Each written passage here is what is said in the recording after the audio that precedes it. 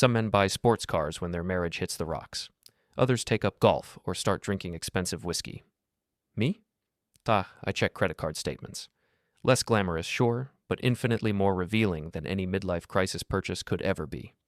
My name is Grant Halston, and at 48, I've learned that the devil isn't in the details, he's in the American Express itemized billing.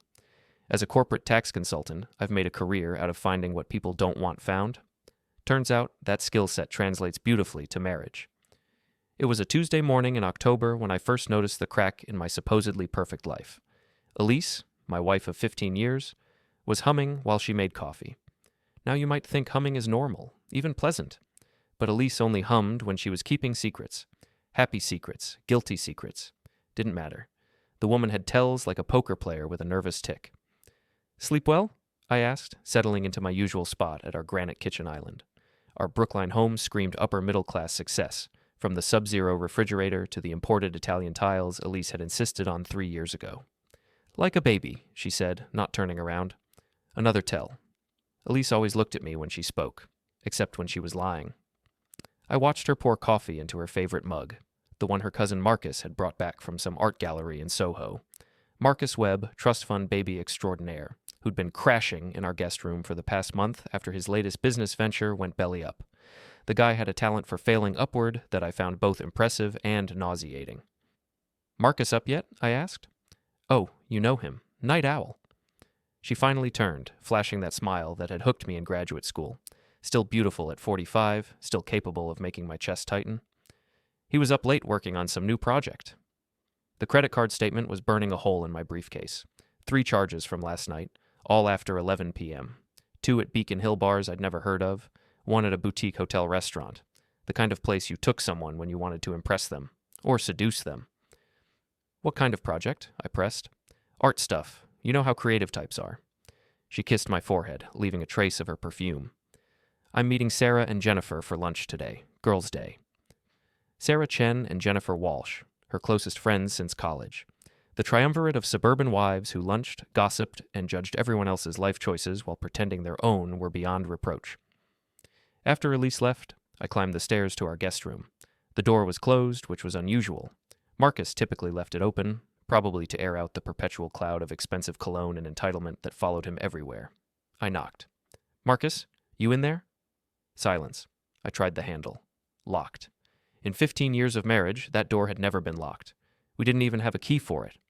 My phone buzzed. A text from my assistant, Miriam. "Your 9 a.m. canceled.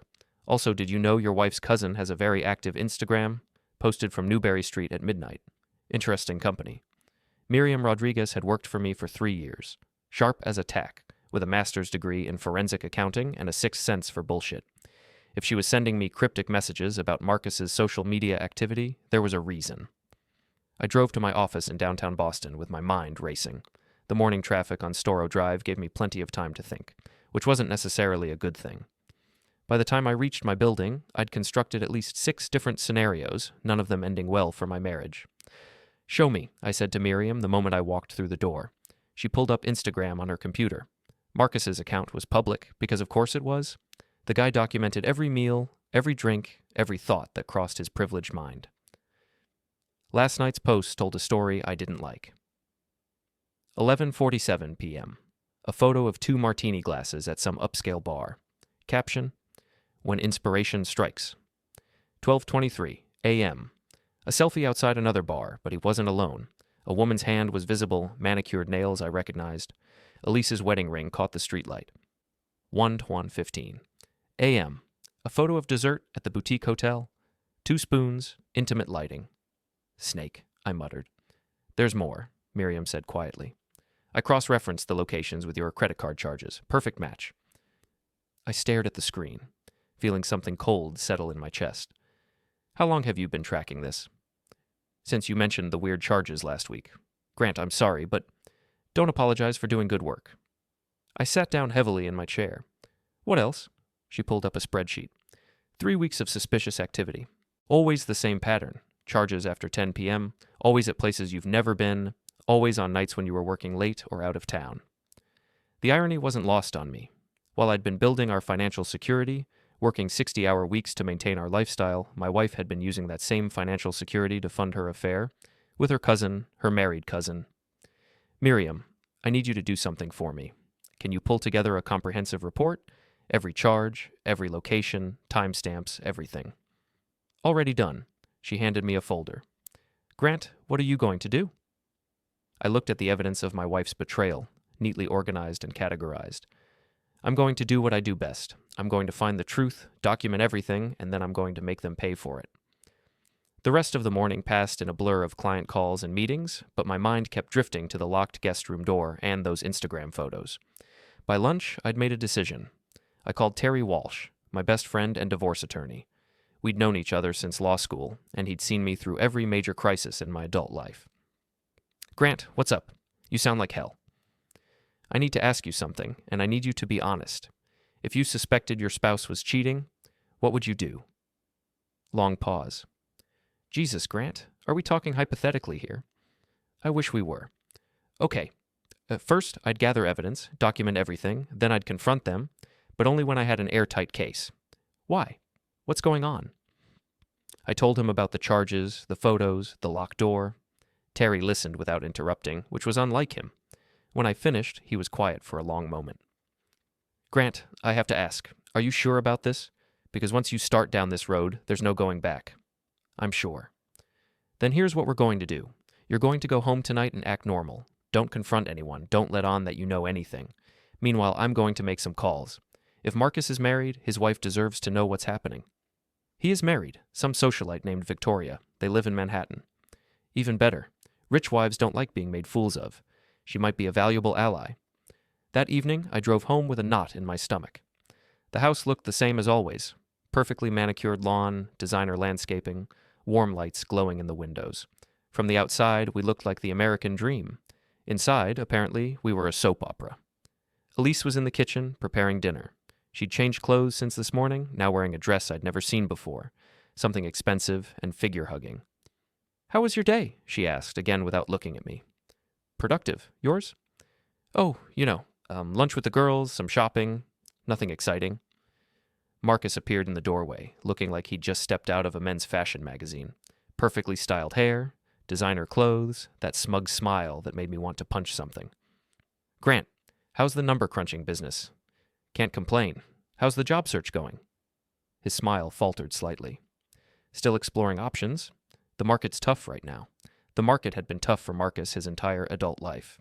The man had never held a real job, instead floating from one failed venture to another, always landing on his feet thanks to family money and connections. During dinner, I watched them. Really watched. The way Elise laughed a little too loudly at Marcus's jokes. The way he complimented her cooking with just a bit too much enthusiasm. The way they avoided looking at each other directly, but seemed hyper-aware of each other's every movement. I might be working late tomorrow, I said casually. Big client presentation on Friday. Oh, that's too bad, Elise said. Marcus and I were thinking of checking out that new gallery downtown. Art appreciation, Marcus added. Elise has such a good eye for these things. I bet she did. That night, I lay in bed listening to Elise's breathing, waiting for her to fall asleep. When I was sure she was out, I slipped downstairs to my home office and opened my laptop. Terry had been busy. He'd found Victoria Webb's contact information, along with some interesting background details. Turns out, Victoria came from serious money, old Boston family, trust funds, the works.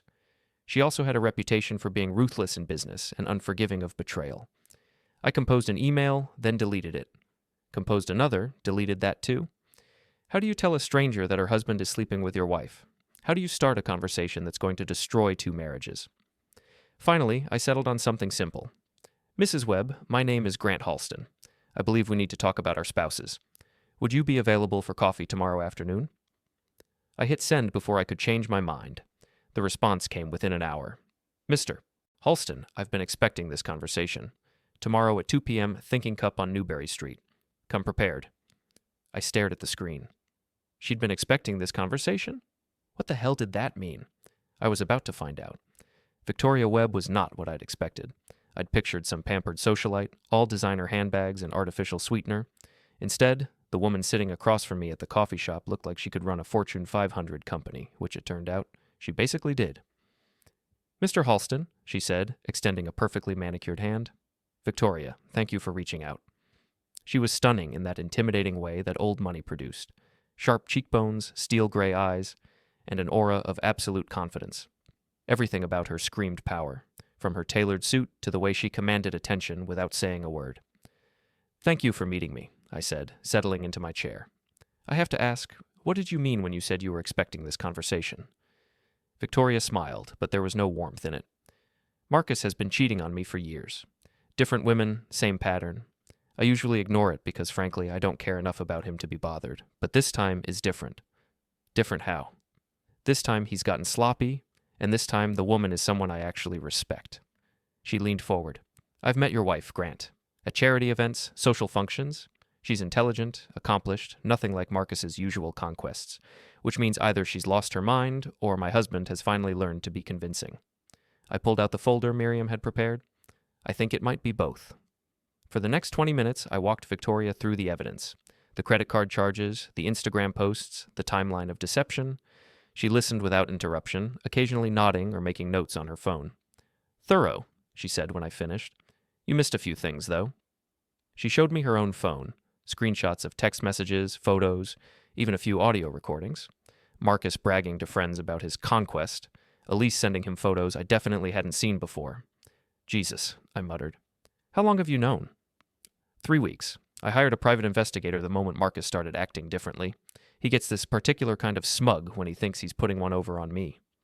I studied her face, looking for some sign of hurt or betrayal. There was nothing. "You don't seem upset." "Upset?" She laughed, a sound like breaking crystal. "Grant, I stopped caring about Marcus's fidelity about 5 minutes after our wedding. This isn't about hurt feelings, this is about respect. He's made me look like a fool, and that's unforgivable." "So what do you want to do about it?" Victoria's smile returned, and this time it was genuinely terrifying. "I want to destroy them. Completely, thoroughly, and very publicly. The question is, are you in?" I thought about Elise humming in the kitchen, about 15 years of marriage, about the life we'd built together. Then I thought about those Instagram photos and the locked guest room door. "I'm in." We spent the next hour planning. Victoria had resources I couldn't have imagined. Private investigators, social connections, enough money to make problems disappear or create new ones. I had something she needed, intimate knowledge of both targets, and a talent for finding financial irregularities. "Here's what we're going to do," Victoria said. "Tomorrow night, they're planning another one of their little dates. The Four Seasons, very romantic. We're going to crash their party." "Confrontation?" "Oh, much better than that. We're going to give them exactly what they think they want, a chance to be together publicly. And then we're going to make sure everyone they care about sees exactly what kind of people they really are." I drove home with my head spinning. In the space of 2 hours, I'd gone from heartbroken husband to co-conspirator in what promised to be the most spectacular revenge plot I'd ever imagined. Elise was in the living room when I got home, curled up on the couch with a glass of wine and her laptop. She looked up when I walked in, and for a moment, I saw a flash of something. Guilt? Fear? "How was your day?" she asked. "Enlightening." I sat down next to her, close enough to see her screen. She was shopping online, looking at lingerie that definitely wasn't for my benefit.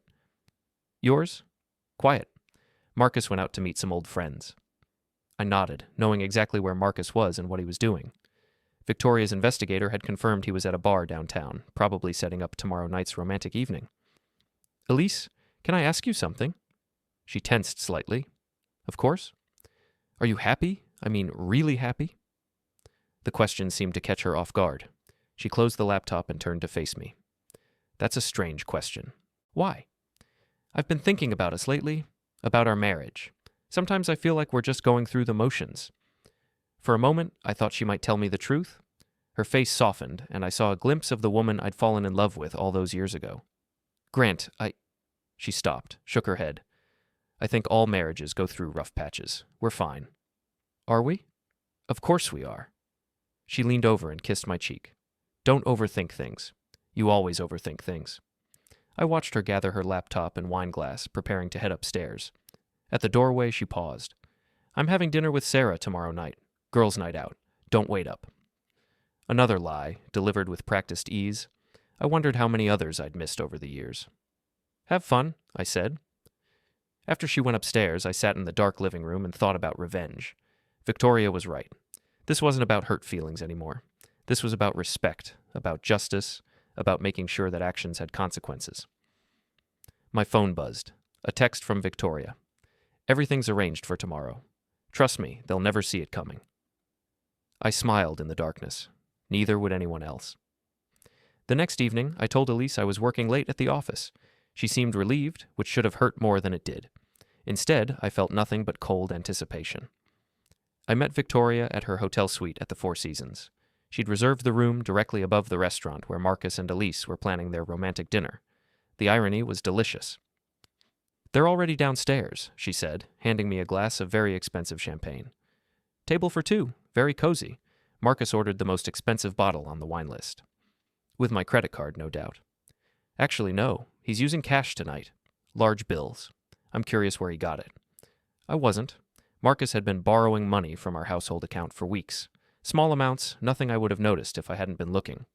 Victoria had changed into a stunning black dress that probably cost more than my car. She looked like she was preparing for war, which I suppose she was. "Are you ready for this?" she asked. I thought about Elise's lies, about the locked door, about 15 years of marriage that apparently meant nothing to her. "I've been ready since yesterday." We took the elevator down to the restaurant. Victoria had arranged for us to be seated at a table with a perfect view of Marcus and Elise. They were so absorbed in each other that they didn't notice us until we were practically on top of them. "Marcus, darling," Victoria said, her voice carrying just enough to turn heads at nearby tables. What a lovely surprise. The look on Marcus's face was priceless. Pure terror mixed with confusion, like a deer caught in headlights. Elise went white, her wineglass frozen halfway to her lips. "Victoria," Marcus stammered, "I thought you were in New York." Change of plans. She turned to Elise with a smile that could have cut glass. "And Elise, how wonderful to see you. Though I have to say, I'm surprised to find you here with my husband." The restaurant had gone quiet around us. Other diners were pretending not to watch while hanging on every word. "It's not what it looks like," Elise said, finally finding her voice. "Really?" I said, settling into the chair next to her. "Because it looks like my wife is having a romantic dinner with another woman's husband, using money stolen from our joint account." Marcus started to stand, but Victoria placed a hand on his shoulder and pushed him back down. For such a small gesture, it carried an unmistakable threat. "Sit," she said quietly. "We're going to have a conversation." What followed was 15 minutes of the most civilized character assassination I'd ever witnessed. Victoria laid out Marcus's history of infidelity with surgical precision, while I provided a detailed accounting of his financial crimes against our household. Elise tried to defend herself, but every word only made things worse. The coup de grace came when Victoria pulled out her phone and began reading text messages aloud. Marcus's messages to his friends, bragging about corrupting the suburban princess. Elise's responses, increasingly desperate and personal. By the time we finished, both Marcus and Elise were in tears. The entire restaurant was watching, and I could see phones being raised to record the drama. "Now," Victoria said, standing and smoothing her dress, "I think we're done here. Marcus, you'll find your belongings on the street outside our apartment. The locks have been changed. And Elise," I added, "I've closed our joint accounts and changed the locks at home. Your things are at Sarah's house. I thought you might prefer to explain the situation to her yourself." We walked out of the restaurant together, leaving Marcus and Elise to face the stares and whispers of a room full of strangers. In the lobby, Victoria turned to me with genuine admiration. "That was beautifully done," she said. "But you know this is just the beginning, right?" "What do you mean?" "Grant, we've humiliated them publicly, but that's not enough. They've stolen from you, lied to you, made you look like a fool. Don't you want them to really pay for what they've done?" I thought about going home to an empty house, about starting over at 48, about explaining to friends and family why my marriage had imploded. "What did you have in mind?" Victoria's smile was pure predator. "Leave that to me. I have some ideas." The next morning, I woke up in a hotel room, not because I couldn't go home, I'd changed the locks after all, but because I needed time to think. The confrontation at the restaurant had been satisfying, but Victoria was right. It wasn't enough. My phone had been buzzing all night. Missed calls from Elise, from Marcus, from Sarah, and Jennifer. The suburban gossip network was in full meltdown mode, and I was at the center of it. I scrolled through the messages. Elise's texts grew increasingly frantic as the night wore on. "Grant, please call me. We need to talk. This is all a misunderstanding. I love you. I've always loved you. Please don't do this to us." The last one, sent at 3 a.m., "I'm staying at Sarah's. She wants to talk to you." I bet she did. Sarah Chen had been Elise's closest friend since college, the kind of woman who thrived on drama as long as it wasn't her own. She'd probably been feeding Elise advice throughout the affair, helping her justify the betrayal. My phone rang. Victoria. "Good morning," she said, sounding remarkably cheerful for someone who'd just blown up her marriage. "Sleep well?" "Not particularly. You?" "Like a baby. I wanted to thank you for last night. It's been years since I've enjoyed myself that much." "Glad I could help. What's next?" "Well, that depends. How attached are you to your wife's friends?" I thought about Sarah and Jennifer, about years of dinner parties and social gatherings where they'd treated me like a useful accessory, the husband who paid for things while they gossiped and judged. Not very. Excellent, because I have it on good authority that they've known about the affair for weeks. In fact, they've been actively encouraging it. The betrayal hit me like a physical blow. It was one thing to lose my wife to another man. It was another to realize that our entire social circle had been complicit in the deception. "How do you know that?" "Money talks, Grant, and private investigators are very good listeners. Sarah's been telling anyone who'll listen that you're a boring workaholic who doesn't deserve someone as vibrant as Elise. Jennifer's been helping them coordinate their dates, providing alibis when needed." I felt something cold and hard settle in my chest. "What do you want to do about it?" "I want to show them what happens when you mess with the wrong people. Are you free this afternoon?"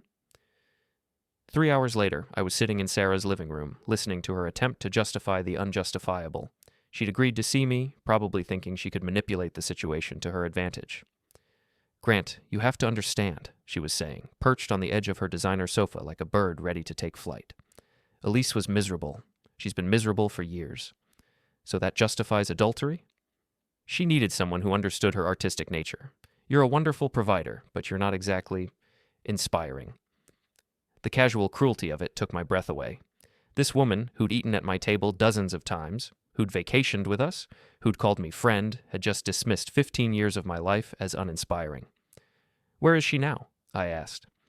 "Upstairs, resting. She's been through a terrible shock." "A shock?" "She's been planning this affair for weeks. The only shock is that she got caught." Sarah's expression hardened. "You're being very unfair.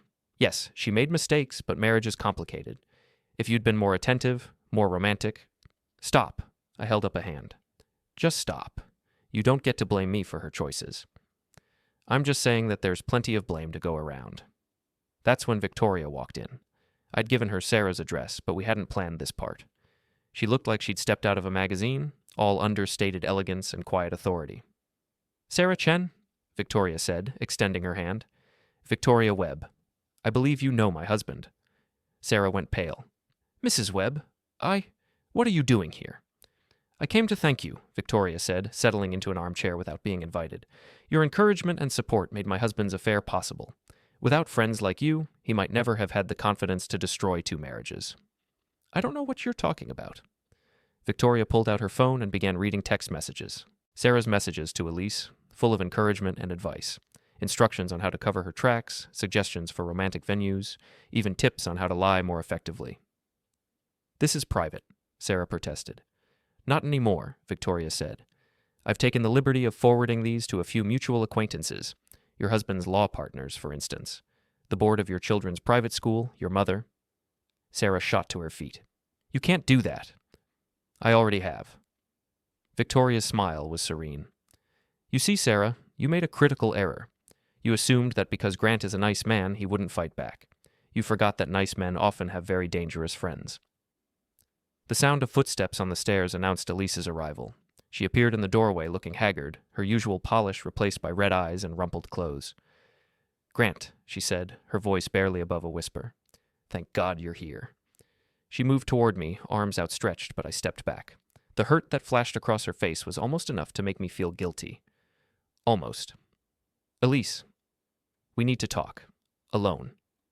"I don't think that's a good idea," Victoria said, "given your history of deception."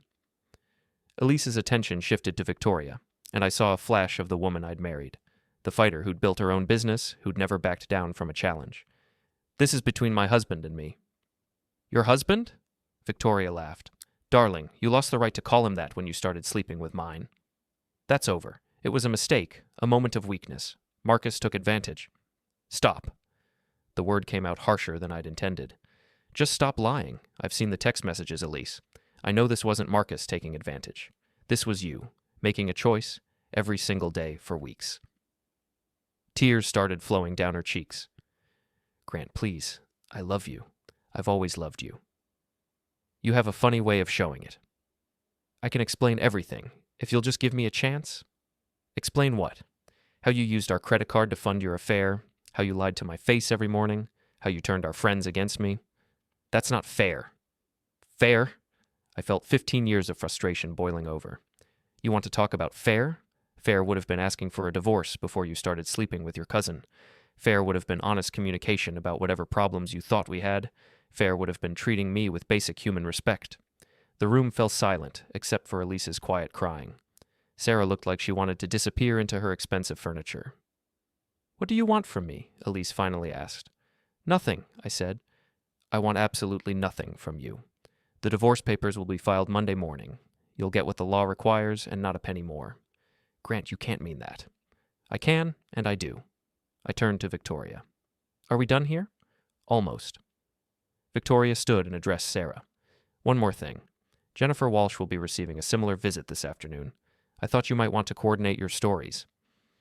We left them there, two women who'd thought they were puppet masters, discovering they were just puppets themselves. In the car, Victoria was quiet for a long moment. Then she started laughing. What's so funny? I asked. I was just thinking about something my grandmother used to say. If you're going to burn bridges, make sure to roast marshmallows on the flames. Meaning? Meaning we're just getting started. That evening I finally went home. The house felt different. Not empty, exactly, but lighter. Like a weight I hadn't realized I was carrying had been lifted. I poured myself a drink and sat in my study, thinking about the day's events. My phone buzzed constantly with messages from people who'd heard about the restaurant confrontation, but I ignored them all. Around 10 o'clock, Marcus appeared at my front door. I could see him through the security camera, pacing on my front porch like a caged animal. He looked terrible, unshaven, clothes wrinkled, the polished veneer completely gone. I opened the door but left the chain on. Grant, we need to talk. No, we don't. Please, man. I know you're angry, but... Angry? I laughed. Marcus, angry doesn't begin to cover it. You lived in my house, ate my food, and screwed my wife. There's not a word in the English language for what I am. It just happened. We didn't plan it. Bullshit. I've seen the text messages, the credit card charges, the timeline. You planned every detail. He ran his hands through his hair, a gesture I'd seen 1,000 times when he was trying to charm his way out of trouble. Look, I know I screwed up, but Victoria's gone crazy. She's frozen all my accounts, kicked me out of the apartment, even canceled my credit cards. I have nothing. Good. Grant, come on. We used to be friends. We were never friends, Marcus. I tolerated you because you're family. That's over now. I started to close the door, but he put his hand against it. Please, I just need somewhere to stay for a few days while I figure things out. Try a homeless shelter. I hear they're very understanding about adultery. This time I did close the door, and I turned off the porch light for good measure. Through the window, I watched him stand there for another 10 minutes before finally walking away. My phone rang. Victoria again. How are you holding up? She asked. Better than expected. Marcus just paid me a visit. Let me guess. Sob story about having nowhere to go? Something like that. Good. That means my plan is working. By tomorrow, both of them will be completely cut off from their support networks. What happens then? Then we see what they're really made of. My guess? Not much.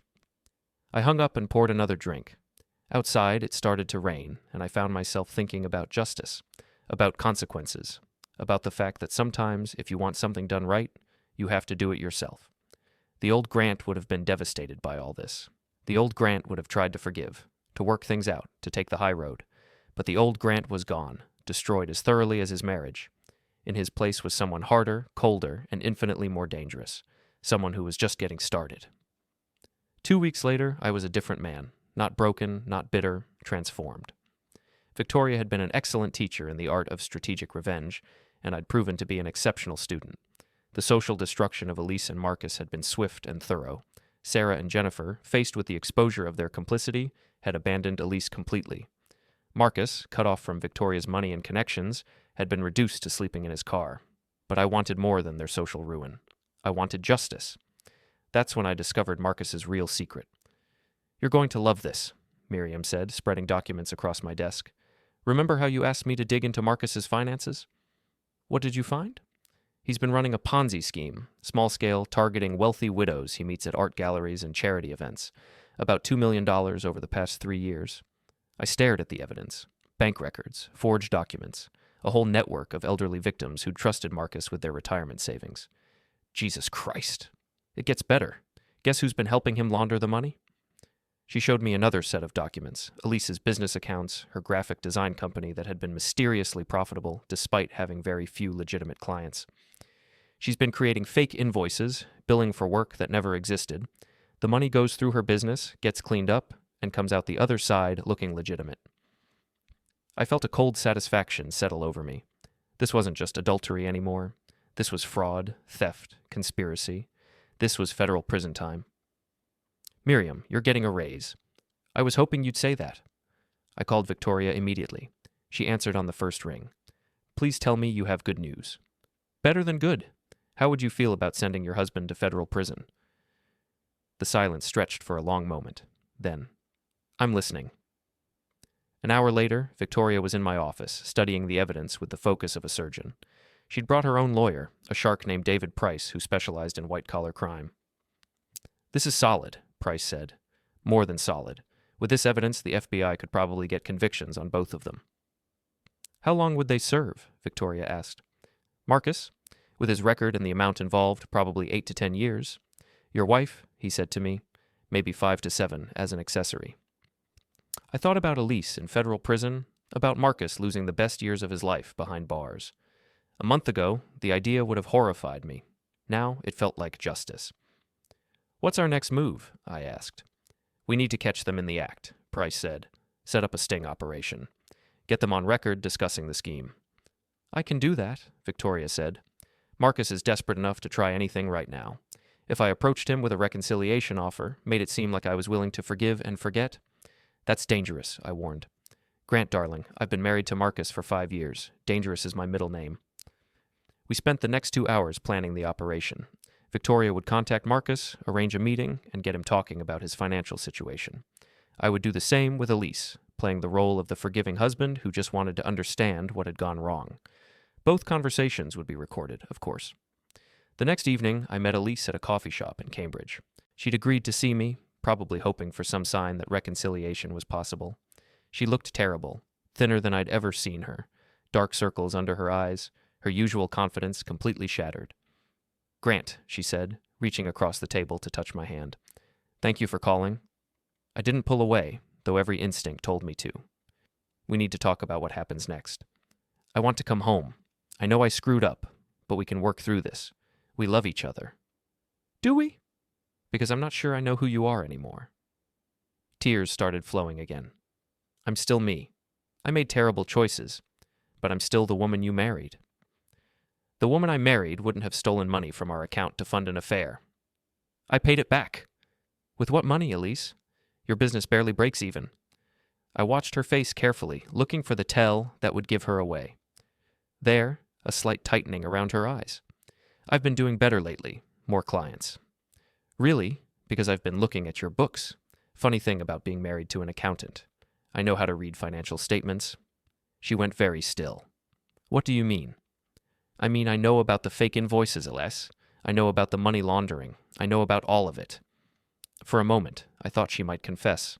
Her face crumpled, and she looked like a woman who'd been carrying an impossible weight. Grant, you don't understand. Marcus said it was just temporary, just until he got back on his feet. So you knew it was stolen money? Not stolen, exactly. Borrowed. He was going to pay it back. Borrowed from whom? She couldn't meet my eyes. People who could afford it. Elderly widows, you mean? People who trusted him with their life savings. He said they'd never miss it. And there it was. The confession captured on the digital recorder in my jacket pocket. Elise, do you understand what you've done? This isn't just adultery. This is federal crime, fraud, money laundering, conspiracy. No, you're wrong. It's not like that. It's exactly like that. And now I have to decide what to do about it. She grabbed my hands desperately. Grant, please. I'll do anything. I'll leave Marcus. I'll shut down the business. I'll make it right somehow. How? How do you make it right for the 70-year-old woman who lost her house? How do you make it right for the widower who can't afford his medication anymore? I didn't know. You didn't want to know. There's a difference. I stood to leave, but she caught my arm. What are you going to do? What I should have done weeks ago. The right thing. I left her there crying into her coffee cup and walked out into the night air. My phone buzzed with a text from Victoria. Got everything we need. Marcus sang like a canary. The next morning, we met with FBI agent Sarah Martinez at the Federal Building in Boston. She was younger than I'd expected, but she had the kind of sharp intelligence that made me think Marcus and Elise were in serious trouble. This is impressive work, she said, reviewing our evidence. How long have you been investigating them? About a month, Victoria said. We started looking into the affair and stumbled onto something much bigger. The recordings are particularly damning. Both subjects essentially confessed to the entire scheme. What happens now? I asked. Now we build a case. We'll need to interview the victims, trace the money trail, gather additional evidence. With what you've given us, I'd expect arrests within the week. I felt a strange mix of satisfaction and sadness. This was justice, but it was also the final destruction of my old life. Agent Martinez, Victoria said, I want to be clear about something. My husband and Mr. Halston's wife have caused tremendous damage to innocent people. We want to see them held accountable. They will be, I promise you that. 3 days later, I was at work when Miriam knocked on my office door. Grant, you need to see this. She turned on the television to the local news. The headline read, Local art dealer arrested in Ponzi scheme. Marcus's mugshot filled the screen, followed by footage of him being led away in handcuffs. The reporter was discussing the charges: a fraud, money laundering, conspiracy, theft from the elderly. In a related arrest, the reporter continued, graphic designer Elise Halston was charged with money laundering in connection with the scheme. Elise's photo appeared next. Not a mugshot. They'd used her professional headshot from her website. She looked successful, confident, nothing like the broken woman I'd left crying in the coffee shop. My phone rang. Victoria. Are you watching the news? Yeah. How do you feel? I considered the question. How did I feel? Not happy exactly. Not sad. Something else. Something like closure. I feel like justice has been served. Good, because I have one more surprise for you. What's that? I'm filing for divorce from Marcus, obviously. But I'm also suing him for every penny he's worth. The house, the art collection, the trust fund, all of it. When I'm done, he'll have nothing left but his prison uniform. That seems fair. I thought you'd approve. Oh, and Grant, thank you for everything. I couldn't have done this without you. After I hung up, I sat in my office and thought about the past month. I'd lost my wife, my marriage, most of my friends. But I'd gained something too. Self-respect, justice, and the knowledge that sometimes the good guys really do win. My intercom buzzed. Grant, there's someone here to see you. I looked up to see Terry Walsh in my doorway, grinning like a fool. Counselor, I said. What brings you by? I wanted to congratulate you. Word is, you just pulled off the most spectacular revenge plot in Boston legal history. I prefer to think of it as a citizen's arrest. Call it whatever you want. The point is, you won. Completely, thoroughly, and legally. He was right. I had won. Marcus would spend the next decade in federal prison. Elise was looking at 5 to 7 years, plus civil lawsuits from the victims that would bankrupt her for life. Their reputations were destroyed, their futures ruined, their freedom gone. So what now? Terry asked. I looked out my office window at the Boston skyline, at the city where I'd built my career, my marriage, my life. It was time for a new chapter. Now I figure out what comes next. Any ideas? I thought about Victoria, about the way she'd handled the entire situation with such elegant ruthlessness. I thought about the victims we'd helped, about justice served, about the satisfaction of seeing bad people face consequences for their actions. Actually, yes, I think I might have found a new calling. Which is? I smiled, thinking about all the cheating spouses and con artists and entitled criminals who thought they were too smart to get caught. Let's just say I'm thinking about expanding my consulting practice. Turns out, I have a real talent for finding things people don't want found. Terry laughed. God help us all. As he left, I turned back to my computer and opened a new document. At the top, I typed, Halston Consulting Services, specializing in financial investigations and asset recovery.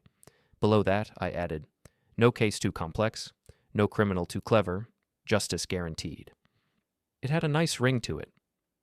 Outside my window, Boston hummed with life and possibility. Somewhere in the city, Marcus and Elise were sitting in federal holding cells, probably still trying to figure out how their perfect crime had unraveled so completely. I hoped they had plenty of time to think about it.